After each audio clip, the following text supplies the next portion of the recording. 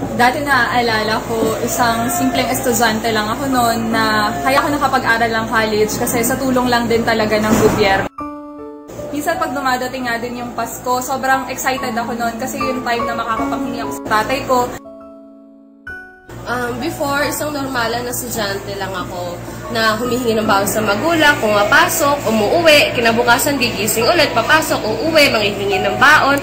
And kung pag-uusapan yung Pasko ko dati, sa totoo lang wala akong maalala na kahit ano kasi isang ordinaryong araw ang Pasko namin before. Dati, nung hindi pa ako nag-uno, nung nasa Taiwan pa ako, pag dumadating yung Pasko, sobrang lungkot-lungkot doon kasi kahit gustuin ko mang umuwi sa Pilipinas para makasama ko yung anak ko, hindi ko magawa. Kang kamag-anak doon, walang mag-alaga sa'yo. Alam mo yon, hindi ko lubos maisip na nagawa ko siya ng 3 taon. Nagtsagaan ko siya dahil lang sa pera. Naalala ko noon, bago magpasko, halos walang-wala nga eh. Wala talaga. Kasi sobrang hirap nga eh. Kailangan pa namin magbenta ng leche plan, ng yema, ng balot. Naalala ko magpapasko na lang, magbibenta pa kami. Bakit? Kasi kailangan namin ng may kahit konting salo-salo, pang Noche Buena. Hanggang sabi ko sa sarili ko, nagsasawa na ako maging mahirap. Alam mo, sabi ko sa sarili ko, hindi ito yung buhay na para sa akin, tsaka para sa pamilya ko. Naalala ko noon kung paano kami magpapasko. Nung wala pa kami sa uno, ang hirap ng Pasko namin. May panahon minsan na nagbebenta ako ng donuts sa estudyante ko, tapos nilagyan ko siya ng porsyento para may pambahon din siya. Napakahirap isipin nung wala pa kami sa uno na yung pera walang plan.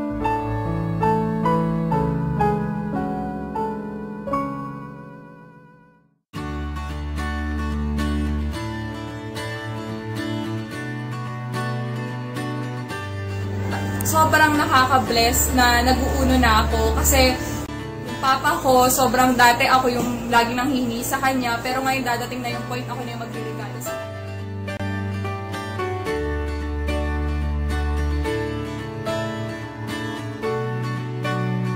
Hindi lang siya, pati buong pamilya ko, sobrang makikinabang doon. Sobrang thank you sa UNO and sa buong grupo ng Unstoppable kasi hindi mangyayari yun kung hindi rin talaga sa tulong ng mga taong sumusuporta sa amin.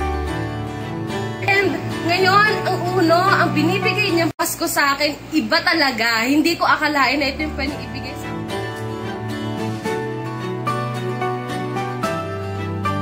Sobrang pasalamat ko na nandito ako. Sobrang pasalamat ko na nasa grupo ako ng Unstoppable. And thank you kay God kasi for all the blessings na to, lahat to binabalik ko sa kanya at sinishare ko sa mga tao na tinutulungan. Buti na lang ngayon, nakita ko si Uno. Ngayon, nakakasama ko na yung anak ko. Nakapunta ako ng Hong Kong nang dahil sa Uno. Nakarating ako ng Singapore. Ang pinakamasarap na part, yung mga dating hindi ko naman inaakala. Nakabili ako ng kotse, nakapunta ako sa magagandang lugar, nakapunta ako sa ibang bansa, twice na ako nag-Singapore, nag-Malaysia na din ako. Ang pinakamasarap na part, yung kita, dire-diretso talaga. Na hindi ko na-imagine na mangyayari sa akin to, na dati sabi ko nga pangarap lang. Kaya sobrang nagpapasalamat ako kay Lord sa lahat na nangyari sa akin sa UNO. Nung dumating yung UNO sa buhay namin, marami nagbago kasi financially, hindi kami nakakaranas ng kakapusan, hindi na issue yung saan tayo kukuha ng pera, saan tayo kukuha ng pambayad ng ganito, saan tayo kukuha ng pambayad ng ganyan. Ang issue na nga ngayon, ano yung ulam natin, sa gusto sa pumunta, anong gusto nyo kainin, anong klaseng pagkain ang gusto ninyo. Ang issue na ano, kaya tayo next pupunta, saan yung gusto mong bakasyon. Check po, imagine mo, hindi ko ina-expect na kaya umabot ng milyon. Pero, kung tininan mo, maraming tao ang pwede mag-masaya. I can say na, ito ang pinakamasarap na Pasko. Kasi, hindi lang sarili ko naging masaya, hindi lang pamilya ko, kundi maraming tao. Dahil ang UNO, minsan hindi naman to dahil lang sa material o hindi lang to dahil sa pera.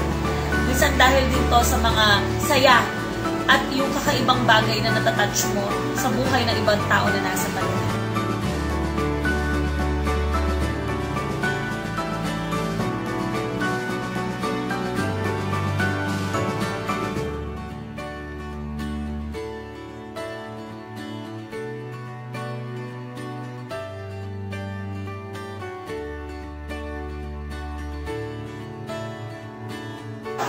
Nandito kami ngayon sa Annex.